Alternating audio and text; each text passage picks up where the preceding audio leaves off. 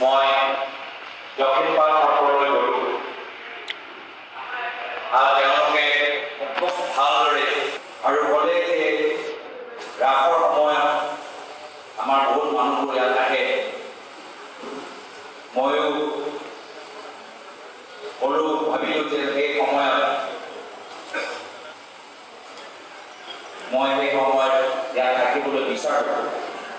কিন্তু মই মাজুলী আমাৰ যে ৰাসৰ সময় যি উৎসৱ আমি যিদৰে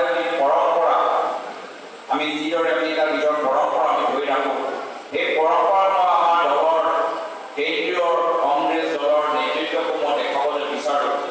আৰু যদি আপোনালোকৰ অনুমতি থাকে তেতিয়া ৰাসৰ সময়ত মই মাজুলীলৈ মাননীয়া প্ৰিয়ংকা গান্ধী ডাঙৰীয়াক মই নিমন্ত্ৰণ জনালোঁ।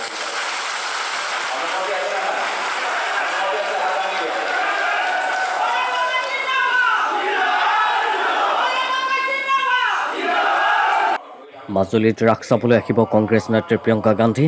এই ঘোষণা যোৰহাটৰ সাংসদ গৌৰৱ গগৈৰ। প্ৰিয়ংকা গান্ধীক আমন্ত্ৰণৰ বাবে মাজুলী কংগ্ৰেছৰ পৰা গৌৰৱ গগৈয়ে ল'লে অনুমতি। নিউজ ডেস্ক ৰিপৰ্ট, দৈনিক অসম।